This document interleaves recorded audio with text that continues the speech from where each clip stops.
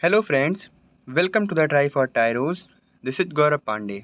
आज के इस वीडियो में हम कुछ इम्पॉर्टेंट मेजरिंग डिवाइस के बारे में जानकारी प्राप्त करने का प्रयास करेंगे।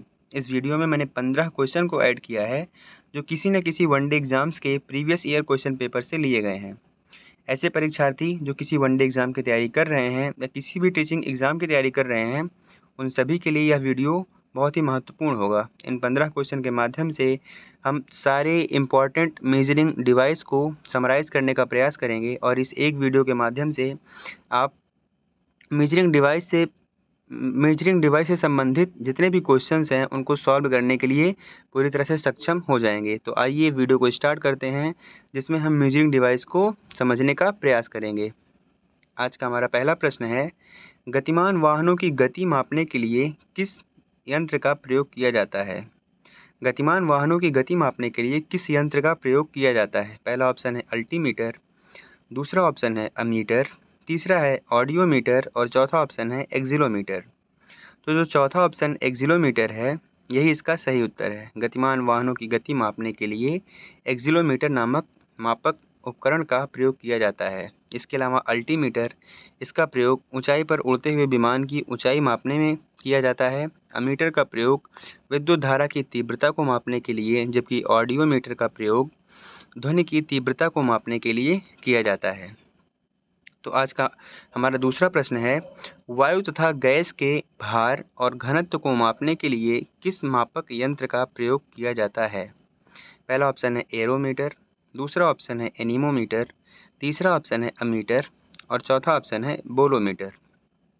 तो वायु तथा गैस के भार और घनत्व को मापने के लिए एरोमीटर नामक मापक उपकरण का प्रयोग किया जाता है, जो कि हमारे पहले ऑप्शन में है। पहला ऑप्शन है एरोमीटर, जिसका प्रयोग वायु तथा गैस के भार और घनत्व को मापने के लिए किया जाता है।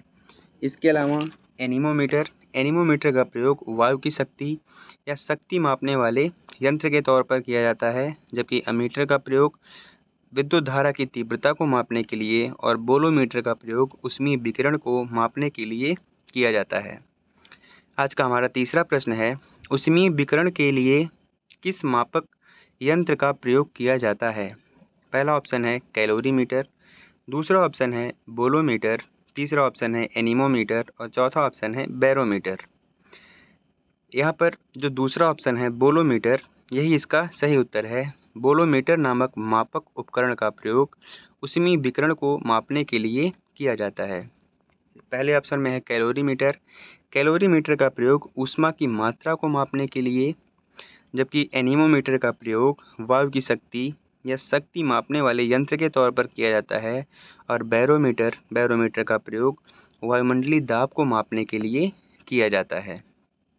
आज का हमारा चौथा प्रश्न है, ऊष्मा की मात्रा मापने के लिए किस यंत्र का प्रयोग किया जाता है? पहला ऑप्शन है कैलोरीमीटर, दूसरा ऑप्शन है वर्नियर कैलिपर्स, तीसरा ऑप्शन है क्रायोमीटर और चौथा ऑप्शन है ऑडिटोमीटर। तो ऊष्मा की मात्रा मापने के लिए कैलोरीमीटर नामक यंत्र का प्रयोग किया जाता है, जो कि पहले ऑप्शन ए में कैलोरीमीटर है। तो इस प्रश्न का जो पहला ऑप्शन ए कैलोरीमीटर है, इसका सही उत्तर है। कैलोरीमीटर का प्रयोग ऊष्मा की मात्रा को मापने के लिए किया जाता है। दूसरा ऑप्शन वर्नियर कैलिपर्स नामक मापक उपकरण का प्रयोग किसी भी बेलनाकार वस्तु के व्यास को मापने के लिए किया जाता है, जबकि क्रायोमीटर का प्रयोग निम्न ताप को मापने के लिए किया जाता है और ऑडियोमीटर का प्रयोग ध्वनि की तीव्रता को मापने के लिए किया जाता है। आज का हमारा पांचवा प्रश्न है, पदार्थ का घनत्व मापने के लिए किस मापक यंत्र का प्रयोग किया जाता है? पहला ऑप्शन है डेंसिटी मीटर, दूसरा ऑप्शन है पेडोमीटर, तीसरा ऑप्शन है वर्नियर कैलिपर्स और चौथा ऑप्शन है क्रायोमीटर। पहले ऑप्शन में डेंसिटी मीटर इस प्रश्न का सही उत्तर है, क्योंकि डेंसिटी मीटर का प्रयोग पदार्थ का घनत्व मापने के लिए किया जाता है। तो पांचवें प्रश्न का जो ऑप्शन ए डेंसिटी मीटर है, यह इसका सही उत्तर है। दूसरे ऑप्शन में फेदोमीटर नामक मापक यंत्र का प्रयोग नदी या समुद्र की गहराई को मापने के लिए किया जाता है, जबकि वर्नियर कैलिपर्स नामक मापक उपकरण का प्रयोग किसी भी बेलनाकार वस्तु के व्यास को मापने के लिए किया जाता है, जबकि क्रायोमीटर नामक मापक उपकरण का प्रयोग किसी भी वस्तु के निम्न ताप को मापने के लिए किया जाता है। आज का हमारा 6वां प्रश्न है, घूर्णन करती वस्तु का कोणीय संवेग मापने के लिए किस मापक यंत्र का प्रयोग किया जाता है? पहला ऑप्शन है गायरोस्कोप, दूसरा ऑप्शन है ग्रेवोमीटर, तीसरा ऑप्शन है पेडोमीटर और चौथा ऑप्शन है गैल्वेनोमीटर। तो इस प्रश्न का जो ऑप्शन ए है गायरोस्कोप, यह इसका सही उत्तर है। गायरोस्कोप नामक मापक उपकरण का प्रयोग घूर्णन करती हुई वस्तु का कोणीय संवेग मापने के लिए किया जाता है। तो गायरोस्कोप इस प्रश्न का सही उत्तर है। जबकि दूसरे ऑप्शन में ग्रेवोमीटर नामक मापक उपकरण का प्रयोग गुरुत्वीय त्वरण को मापने के लिए किया जाता है। तीसरे ऑप्शन में पेडोमीटर नामक मापक उपकरण का प्रयोग किसी भी नदी या किसी भी समुद्र की गहराई को मापने के लिए पेडोमीटर नामक मापक उपकरण का प्रयोग किया जाता है। तीसरे ऑप्शन में है गैल्वेनोमीटर का प्रयोग विद्युत धारा की प्रबलता को मापने के लिए किया जाता है। आज का हमारा 7वां प्रश्न है, गैल्वेनोमीटर का प्रयोग किस इकाई को मापने के लिए किया जाता है? पहला ऑप्शन समुद्र की गहराई, दूसरा ऑप्शन विद्युत धारा की प्रबलता, तीसरा ऑप्शन निम्न ताप और चौथा ऑप्शन है ऊष्मीय विकिरण। समुद्र की गहराई मापने के लिए पेडोमीटर नामक यंत्र का प्रयोग किया जाता है, जबकि विद्युत धारा की प्रबलता को मापने के लिए गैल्वेनोमीटर का प्रयोग किया जाता है। और ऑप्शन सी में है निम्न ताप, किसी भी वस्तु के निम्न ताप को मापने के लिए क्रायोमीटर का प्रयोग किया जाता है। और ऊष्मीय विकिरण को मापने के लिए बोलोमीटर नामक मापक उपकरण का प्रयोग किया जाता है। तो इस प्रश्न का जो ऑप्शन बी है विद्युत धारा की प्रबलता को मापने के लिए गैल्वेनोमीटर नामक मापक उपकरण का प्रयोग किया जाता है। समुद्र की गहराई के लिए पेडोमीटर, निम्न ताप के लिए क्रायोमीटर और ऊष्मीय विकिरण के लिए बोलोमीटर नामक उपकरण का प्रयोग किया जाता है। हमारा 8वां प्रश्न है, लैक्टोमीटर का प्रयोग किस इकाई को मापने के लिए किया जाता है? पहला ऑप्शन है दुग्ध की शुद्धता को मापने के लिए, दूसरा ऑप्शन है जल के अंदर की ध्वनि तरंगों को मापने के लिए, तीसरा ऑप्शन है वायुमंडलीय आर्द्रता को मापने के लिए और चौथा ऑप्शन है वायु का सापेक्षिक घनत्व मापने के लिए।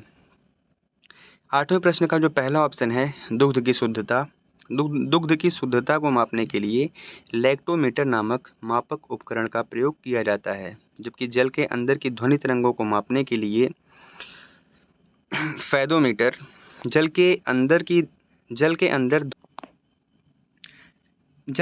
की ध्वनि तरंगों को मापने के लिए हाइड्रोफोन का प्रयोग किया जाता है, जबकि वायुमंडलीय आर्द्रता को मापने के लिए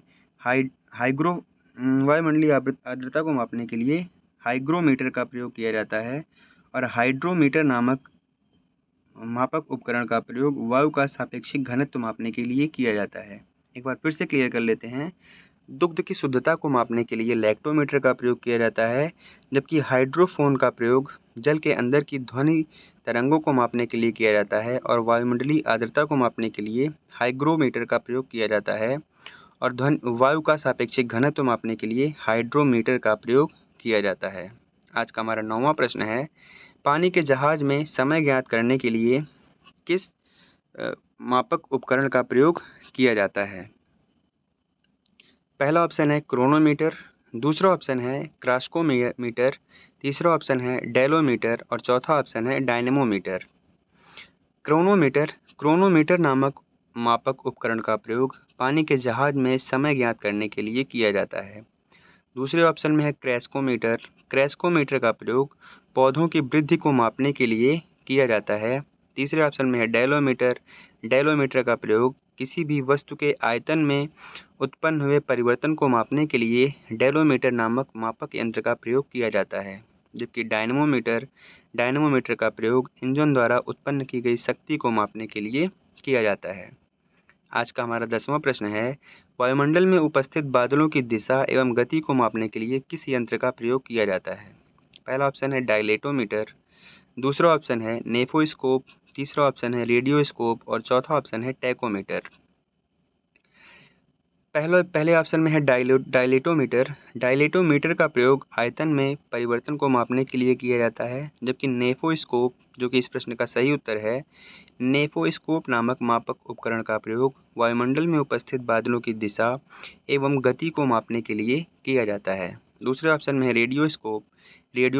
माइक्रोस्कोप का प्रयोग ऊष्मीय विकिरण को मापने के लिए किया जाता है, जबकि टैकोमीटर का प्रयोग किसी भी वस्तु के चक्रण को मापने के लिए किया जाता है।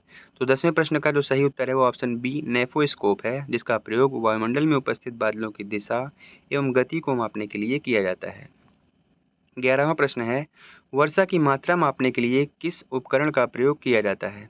पहला ऑप्शन है यूडोमीटर, दूसरा है रिफ्रैक्टोमीटर, तीसरा है स्क्रू गेज और चौथा है सैक्रोगेज। पहले ऑप्शन में यूडोमीटर नामक मापक उपकरण का प्रयोग वर्षा की मात्रा को मापने के लिए किया जाता है। तो 11वें प्रश्न का जो पहला ऑप्शन यूडोमीटर है यह इसका सही उत्तर है।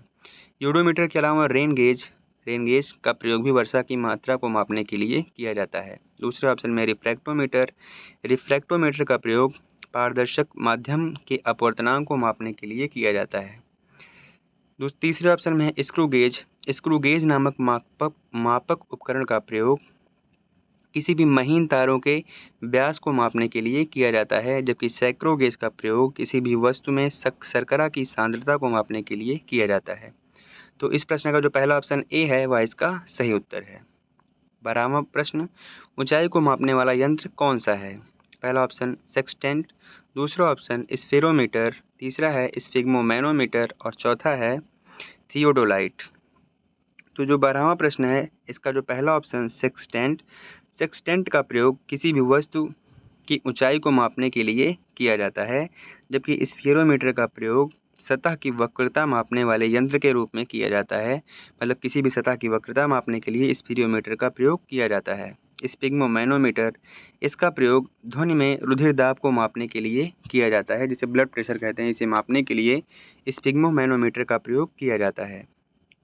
चौथा ऑप्शन थियोडोलाइट का प्रयोग अनुप्रस्थ एवं लंबवत कोण के माप के लिए किया जाता है। तो इस जो 12वां प्रश्न है इसका जो पहला ऑप्शन सेक्सटेंट है, यह ऊंचाई को मापने वाला एक मापक यंत्र है। 13वां प्रश्न है, विकिरण तीव्रता को मापने वाला मापक उपकरण कौन सा है? पहला ऑप्शन है वेंचुरियोमीटर, तीसरा है थर्मोपाइल और सी ऑप्शन है मैक्सीमीटर और डी है मैग्नोमीटर। तो इस प्रश्न का जो ऑप्शन बी है थर्मोपाइल नामक मापक उपकरण का प्रयोग विकिरण तीव्रता को मापने के लिए किया जाता है। इसके अलावा वेंचुरियोमीटर जिसका प्रयोग द्रव प्रवाह की गति को मापने के लिए किया जाता है, जबकि मैक्सीमीटर का प्रयोग ध्वनि वेग के अनुपात में वायुयान के गति को मापने के लिए किया जाता है। जो मैक्सीमीटर है इसका प्रयोग ध्वनि वेग के अनुपात में जो वायुयान की गति होती है उसको मापने के लिए किया जाता है। और मैग्नोमीटर का प्रयोग चुंबकीय क्षेत्र को मापने के लिए किया जाता है। आज का हमारा 14वां प्रश्न है, वाहन द्वारा तय की गई दूरी को मापने के लिए किस मापक उपकरण का प्रयोग किया जाता है? पहला ऑप्शन है ओडोमीटर, दूसरा है ओम मीटर, तीसरा है ओंडोमीटर और चौथा है पायरोमीटर। वाहन द्वारा तय की गई दूरी को मापने के लिए ओडोमीटर नामक मापक उपकरण का प्रयोग किया जाता है। इस प्रकार 14वें प्रश्न का जो ऑप्शन ए है इसका सही उत्तर है ओडोमीटर, जिसका प्रयोग वाहन द्वारा तय की गई दूरी को मापने के लिए किया जाता है। दूसरे ऑप्शन में है ओम मीटर का प्रयोग विद्युत प्रतिरोध को मापने के लिए, जबकि ओंडोमीटर का प्रयोग विद्युत चुंबकीय क्षेत्र की तीव्रता को मापने के लिए किया जाता है। और पायरोमीटर का प्रयोग उच्च ताप युक्त पिंड के ताप को मापने के लिए किया जाता है। तो 14वें प्रश्न का जो ऑप्शन ए है वो इस प्रश्न का सही उत्तर है। 15वां प्रश्न है, 15वां और लास्ट प्रश्न, झूठ पकड़ने वाले मापक उपकरण का क्या नाम है? झूठ पकड़ने वाला मापक उपकरण का नाम क्या है? पहला ऑप्शन है पॉलीग्राफ, दूसरा है थर्मोपाइल, तीसरा है सिस्मोग्राफ और चौथा है विस्कोमीटर। तो 15वें प्रश्न का जो पहला ऑप्शन ए पॉलीग्राफ है, पॉलीग्राफ इस प्रश्न का सही उत्तर है। मतलब झूठ पकड़ने वाले जो मापक उपकरण है उसका नाम है पॉलीग्राफ। इसके अलावा थर्मोपाइल का उपयोग विकिरण की तीव्रता को मापने के लिए किया जाता है, जबकि विस्कोमीटर का प्रयोग द्रव्य की श्यानता को मापने के लिए किया जाता है और सिस्मोग्राफ का प्रयोग भूकंप की तीव्रता को मापने के लिए किया जाता है। तो आज के इस वीडियो में मैंने 15 क्वेश्चन का अध्ययन किया, जिसके माध्यम से मैंने सभी इम्पॉर्टेंट मेजरिंग डिवाइस का के बारे में बताने का प्रयास किया है। उम्मीद करते हैं वीडियो आपको पसंद आएगा। अगर वीडियो पसंद आए तो वीडियो को लाइक करिए और जितना ज़्यादा से ज़्यादा हो सके इसे अपने दोस्तों को शेयर करिए। और हाँ, चैनल को सब्सक्राइब करना ना भूलें। Thank you so much.